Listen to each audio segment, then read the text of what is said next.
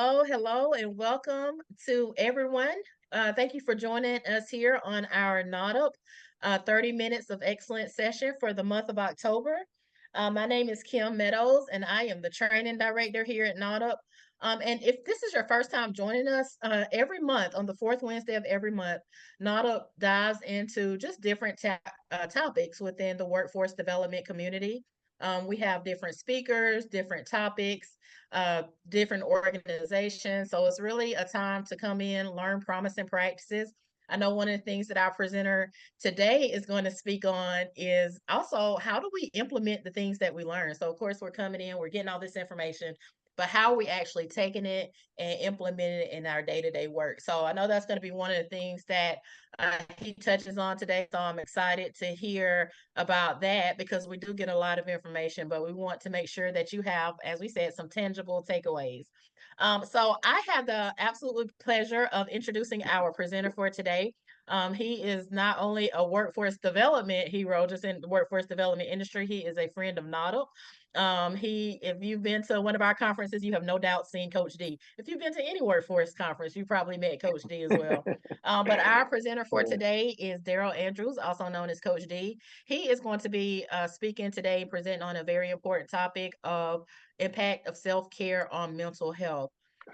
Again, we won't have a PowerPoint, so this will be a conversation. So I'm going to turn it over to Coach D. If you have any questions as he's going through, you can definitely put those into the chat box as well.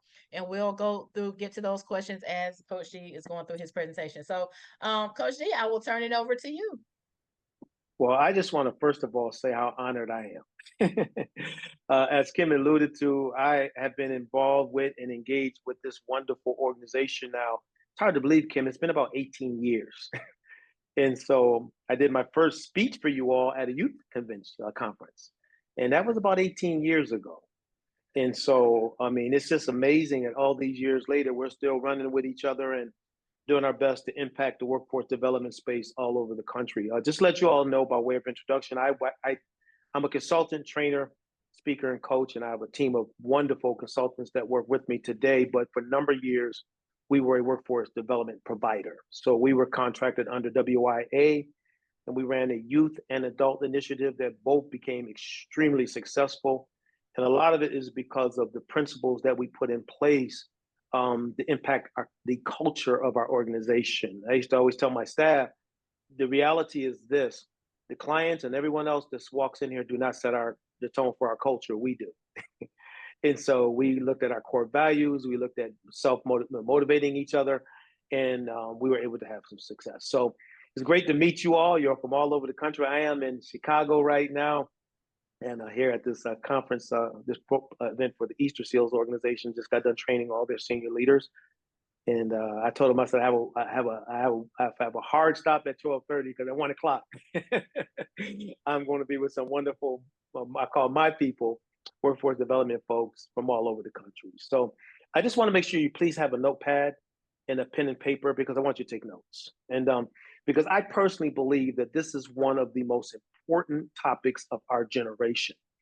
And I don't say that just because I'm doing this with you all. It is of extreme importance that we no longer ignore this. The mental health issues that we are experiencing in our country this is the worst it's ever been. Therapists are overwhelmed. Matter of fact, therapists are so overwhelmed that they need therapy. So many of them, they have what's called compassion fatigue. They are seeing so many people that are dealing with challenges that is affecting them.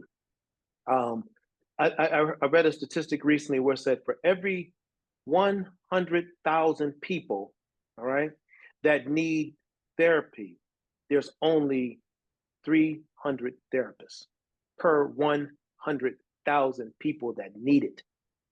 All right. And so when you look at that number, no wonder we're seeing an influx of mental health issues. There's a lot going on right now in our society. A couple of things to talk about when it comes to stats and when it relates to this, and then we're going to get into some of the stuff around what we can do. But, there was a recent report that came out that said that we have a 20% clinically diagnosed depression rate in the United States of America. That's 1 out of 5 people are dealing with depression. I bet everyone in this call, if you want to type a yes in the chat feature, go ahead, know somebody that's dealing with depression. You just know somebody. I know several people that's dealing with it. So you think about it, if you say, yeah, look at all these yeses that's popping in there. There we go. Boom. Look at that. I mean, there are just, it's everywhere now. And some people say, well, it's always been there. And I'm saying, no, not necessarily. I don't think it has. I think it's just now post pandemic, all that people went through, the trauma of those times. I just really believe that it's produced this. And so, and then, and with millennials, the research is showing us upwards of 35%. So that's quite a few millennials that are dealing with this. The SHRM, the Society for Human Resource Management, who I spoke at their conference, matter of fact, about 4 months ago. I've never seen a conference like this. There were 30,000 people. 30,000 people at this conference. I felt like I was walking into a river of people. It was the most incredible thing I've ever had. And it's so ironic because I'm here in Chicago and the facility, matter of fact, NARDP used to host a lot of their conventions. It was at the McCormick Center. And so I know the earlier years, we used to do some stuff over at McCormick with NARDP. I don't know if that's on your agenda. And thank you for being honest. I see someone said myself and yes, others. That's the reality of it. So SHRM is saying that based upon their research, that the number one clinically diagnosed challenge from a mental health perspective in the workplace is anxiety. Number one is anxiety. And what they're saying is this, that people, when you think about anxiety is kind of like fear of the future, like fear of what's going to happen later. Depression is really what's happening now. But anxiety is what it could be. It could be fear, like one of my colleagues used to say years ago, false evidence appearing real. It may never happen, but in our minds, if we think it happens, then guess what? It can cause us to be anxious. And in the workplace, a lot of that anxiety is a byproduct of not having effective systems in place. And so just like I'm here today working with this organization, I told them, I said, you know what? We have to be responsible for the culture of our organizations. And it's not just going to happen on its own. I tell leaders all the time, if you're not building your culture, you're building your team, what are you doing? I mean, that's like a sports team that wants to go play a game and they don't practice. You know what I mean? They don't have a playbook. So a lot of anxiety that we feel because people don't know what's going. They don't know what's happening. They don't know what's going on. They don't know what the future holds. And so it's bringing about a lot of anxiety. And then also, how many would agree by maybe go to the emojis and do a thumbs up or something, or type in the chat feature? How many agree the pandemic turned us upside down? How many would y'all would agree with that? Or you can do thumbs up or type it in the chat feature. Man, that thing turned us upside down. It turned us upside down. I'm gonna tell you something. I don't know if y'all remember. I remember it. I remember them telling me, "Don't touch that bag or you can die." Or if that person sneezes, you can die. I mean, it was just scary. They showing you pictures of cities that were vacant, no one there, like empty. Then when you start being allowed to go back out, then you go to the store and you had to remember the 6-foot rule. You had to stand 6 feet away from somebody. And remember, if somebody would sneeze, how you would look at them. Come on, y'all. We haven't forgotten that. Like, how dare you sneeze near me? That was the world we came out of. So it traumatized a lot of us. And I'm sharing all this to share, not to bring the negative. I want to let you know why we're where we are today. This led up to it. Now, what are some other things that led up to this mental health crisis that we're dealing with? Well, this is research-based too. Social media. People are just overwhelmed. They're trying to keep up with everything. A lot of the young folks feel insignificant because they don't live the lives that all these celebrities are living. I didn't see celebrities when I was a kid, except on TV or playing the game. I didn't see their homes. I didn't see their cars. I didn't see the lives they were living. I didn't see. We had 3 channels. I'm old, y'all. We had ABC, NBC, and CBS. I'm sorry, y'all. I'm just old. Just go on and accept the thing. I'm old. I'm good looking old though, but I'm old. I go to the gym every day. 62, but I still got guns. So don't mess with me. All right. But the reality is this, man. We just get, I mean, that social media thing, I see folks scrolling through these reels. I said, don't you get tired of all that? This person's life and that person's life. I don't want to be in people's business like that.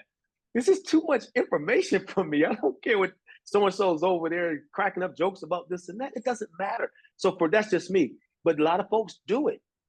Wake up in the morning. The first thing they do, grab their cell phones. They want to go scroll. Let's see what people are doing. All of that is affecting us mentally. I'm telling you. And then the last one I want to mention is the change of our family values. You know, the kids used to, and even adults, we had a safe space called our kitchen where you could sit down and have conversations with people. And you would talk about your days. You would talk about your life and what's going on. And like I love that. You can pop, if you have thoughts, you can pop them in the chat feature. I see that social media is a drug. Absolutely. People would know, yeah. So it's all these different things that are impacting us. The family value, I still have those same family values. My family and I still eat dinner at night at the table. But the ones that are there. I have 3 kids that are gone, and just have my youngest daughter. I have 4 kids. But we eat dinner together. And we talk all the time. Because I said, times may have changed, but that value is not going to change. Because I know I got to create that safe space. So I'm laid the foundation. Mental health is an issue. We're dealing with it. You have elementary school kids saying I need therapists. When I was a kid, I was too busy outside getting dirty, rolling in the dirt and chasing after dogs and flying kites. It was different for me. But today, there's an awareness of mental health more than the past. So folks are aware that it's an issue, and it's the biggest drug. More, I see what you're typing in there. So with all of this, and if there's any questions, please type them in, and I'll stop in a little bit and answer some questions. So ask questions because I'm going to be sharing a lot with you. All right. So that's what's going on. So why did I choose self-care? And I chose it. We have a thing called the self-care movement. And we're literally taking this all over the country, the United States, Canada, the Caribbean, from an organizational perspective, to have companies and organizations and associations, many of your peers, to make self-care a priority, with the workplace being a foundational building block for it. We spend more time at work than we do just about anything else. And so that workplace is a great foundational place for us to synergize around organizational health via individual health. And so let me give you a quote, all right? Not a statement. Let me say this real quick, a statement, and then I'll answer questions that I want you to write down. I'm going to pause for questions. Write this down and don't forget it. Self-care is a precursor to wellness.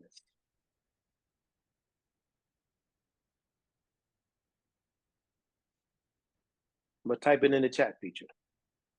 Self-care, all right, is a precursor to wellness.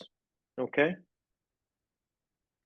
So, Kim, there's a question here. I just want to pause because I've been going about 10 minutes and I can see it. So, I'm actually cool here. How do we promote self-care without imposing our own way onto others? Let me say this to you. Self-care is not a way. Self-care is a mindset. It's a paradigm. It's a way of life that we must embrace. And so, to me, if you're communicating self-care at your organization, your family, wherever, you are doing them a favor. Just because people don't necessarily embrace it, don't mean it's not the right thing to talk about. I just gave you some of the statistics. So the reality is that self-care, all right, I mentioned, is a precursor to wellness. Now, why am I laying this out here? Because everyone's talking about wellness, and please write this down. Self-care is the only way to get to wellness. It's the only way. It is the only way to get to wellness. I'm gonna give you an example. All right, somebody mentioned the Caribbean. I don't know what that means. I just don't know how to answer that question. That's popped in there. I have no idea what that means. But Think about this when it comes with self-care. What happens when a doctor, if something goes on with a doctor, what does the doctor tell you to do? Type it in the chat feature. Don't even just type. What's one of the first things doctors tell you to do when you're going in? There it is. Look at, I got one. Come on, everybody, let's go. Drink more water. Drink more water. Do not stress. Look at this. Sleep. Lose weight. Come on, y'all. Pop them in there. Come on. Exercise. Take this med. That's what they're gonna tell you to do because you didn't do the other stuff. Pray. Eat better. Yeah, rest. Come on. Why? I'm gonna ask you a question because I want you to think differently than other people. You're gonna get something out of this because it's not something I'm just doing because this is what we do. We talk about this stuff all the time. We coach to this stuff, all this stuff. Yeah, look at walking. Why does it take a doctor to tell you this? Come on, y'all, laugh, smile, give me something here. Why does it take a doctor? Why not do it on our own? Come on now. I don't have time for self-care. Well, if you don't, the doctor gonna make you do it anyway. I don't have the time to self-care, coach. Man, listen, I don't either. You think you got time issues? You should try, man. I'm here and I got to fly to Virginia to speak in Virginia the next day. Then I got to fly somewhere else the next day. Your time. But guess what? At 5:30, I have my butt up in that gym doing my ladders workout. I had my bike. Because why? You, please get this and don't forget it. You have to make it a priority. Don't worry about what anybody else thinks. Who cares? You have to make it a priority. And then once you make it a priority, then others will see the outcomes. And they'll say, man, how come you seem to be under control? How come you're not stressed out all the time? Then you become a beacon of hope for others. You see? And so, you know, and so the reality is this, and there's another question that popped up. How much of your time do you give up when you don't practice self-care? Well, my thing is this. I don't know how to answer that question without the exception of if you don't practice self-care, ultimately you will. Because your body can only take so much burnout. It can only take so much stress. So if I were to say to folks, and I'm just deviating from what take some time on a day-to-day basis. Is it taking a walk? Is it reading a book? Is it studying something like, I'm a big fan of emotional intelligence. How many of y'all know about, it's a show of hands, how many know about emotional intelligence, Dr. Goleman's work? Something that's going to help me mentally and internally make some changes. So what I do is, I got a good system because I've been doing this a long time, but I don't do big chunks of self-care stuff. What I do is little bits at a time. Let me start, just like right now, I weightlift every day and I run every day, okay? But guess what? I didn't start out doing that. I started out walking 2 blocks a day. I didn't start out my diet thing. I'm pretty healthy with my diet now, but I started out, okay, I'm gonna give this up and I'll give that up. And so please write this term down, slow drip, write it down, slow drip. Like the coffee, they say the best coffee is the slow drip coffee. Slow drip with your life when it comes to self-care. Sarah, I like that. Exercise self-care by choice before you have to do it by force. That's right. You're absolutely right. Slow drip.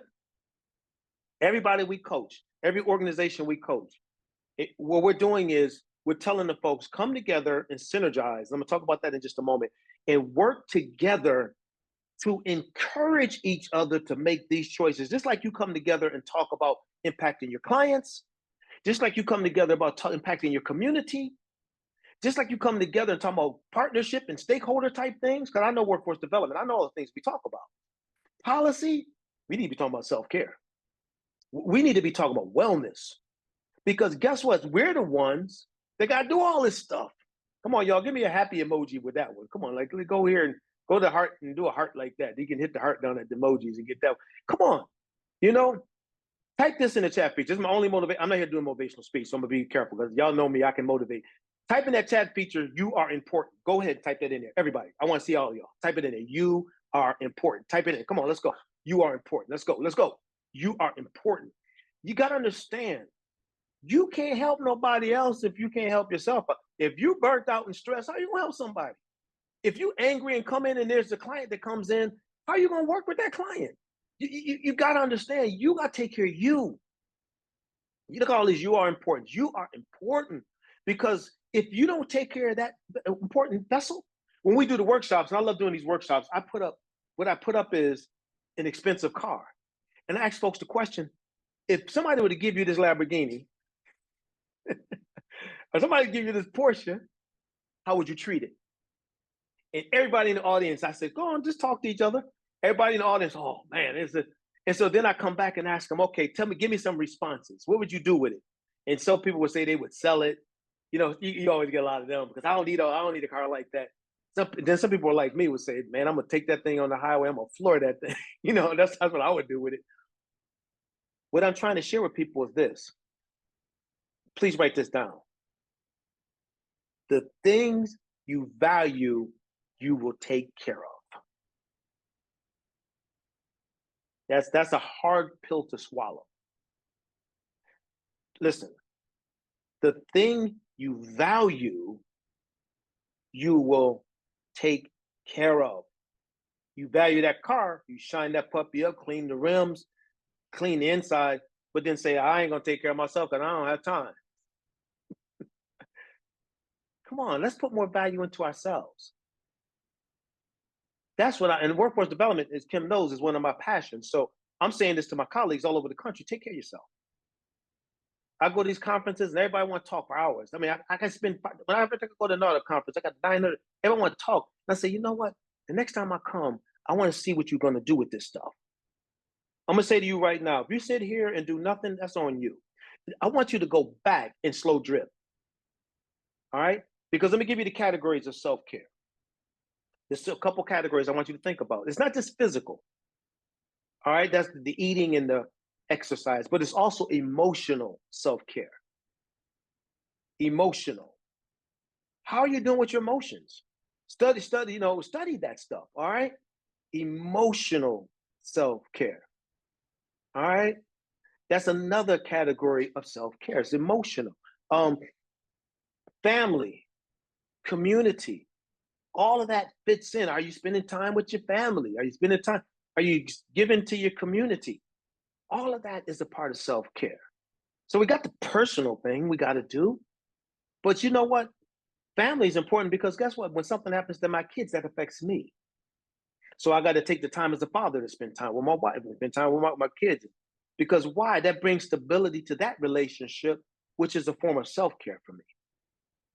You know, and so these different categories, self-care, and I don't have enough time to go into all of them, but self-care is not just about weights and yoga class and smoothies. Right? Because that's what people think it is. Self-care is just like I'll invest in that car, I'm going to invest in myself. So let me give you the self-care, what we call the 3 A's. Okay, the 3 A's of self-care. And this you do these three, you good. Number one is acceptance. All right, it's called our 3A framework. It's acceptance. All right, and so acceptance means I accept that I need to do self-care. It's no longer, I don't have time for it, or it's not important. It is important. Don't let anybody lie to you. Okay? Don't let anybody lie to you. The second A is action. Now that I've accepted that I need to do this, I'm going to put some action to it. I'm going to get a self-care journal. What am I going to do? I'm going to walk. You know what I mean? I'm going to take my time. I'm going to decompress. I'm going to read books. I'm going to do all these little itty bitty things as I start to, because what I'm doing now is I'm mentally, please write this down. And I wish I had more time with you. Carving out neurological pathways, new neurological pathways. That's what you're carving out. And so now your mind, which has accepted what you gave it, because we give our minds what to accept. Our mind just don't get it on its own. We tell our minds what to accept. The mind say, oh, you accept that? That's fine. That's cool. We're good with that. But now you're telling your mind, no, we're going to think about things differently. My health matters. And that means you're going to have to take time for you as well. Let me do this real quick before we end this too, because I got one more A I'm going to share with you. Type the word no in the chat feature. That's going to become your new best friend. People are trying to get you to volunteer. They're trying to get you to do this. They're trying to get you to do that. Listen, volunteer. Don't get me wrong. Volunteer for all that. That's cool. But don't do everything. Look at all these no's. No, no, no, no, no. Look, I like that long one. There you go, Morris. I like that, bro. A big old no.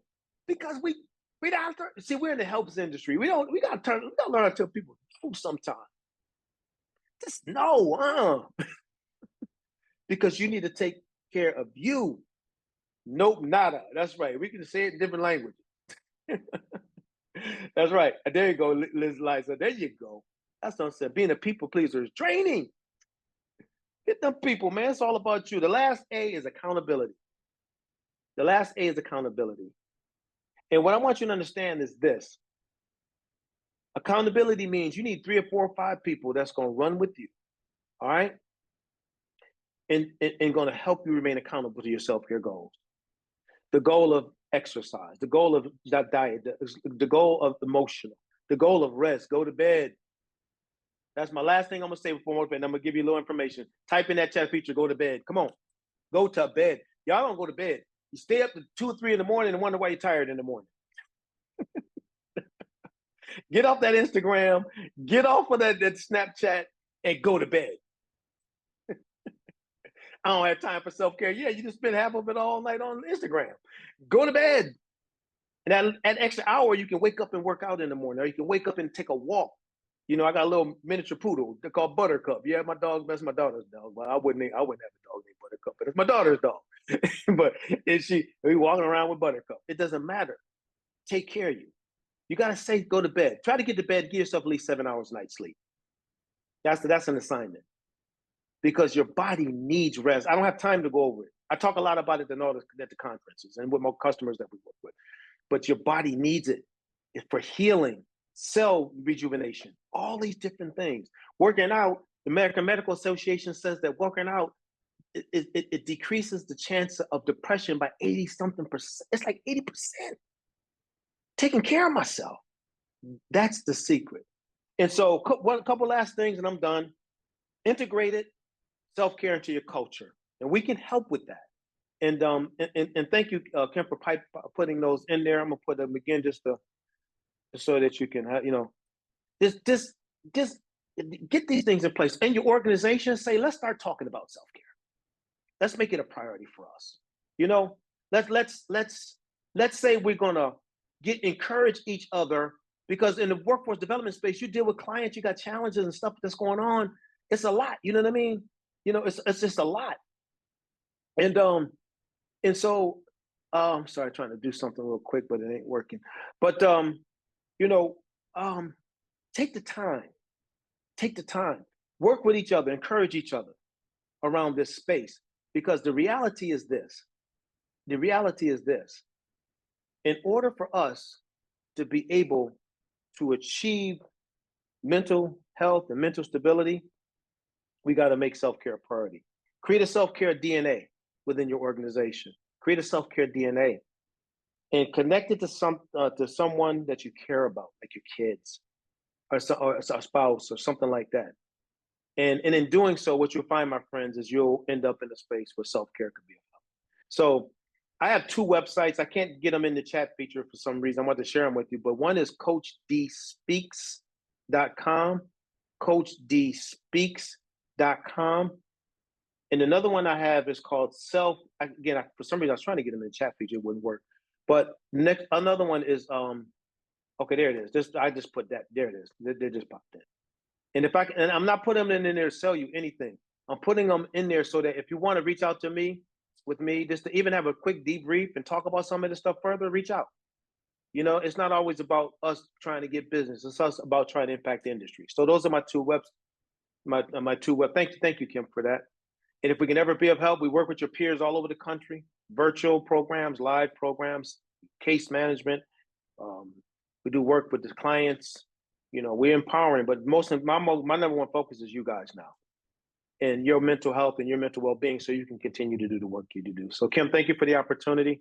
I'm a stickler for time. You would think I was in the military. I don't play with time, but if y'all got something, just type in the chat feature, maybe one thing that you got. Just I would love to see that. And then Kim, I'll turn it over to you. All right.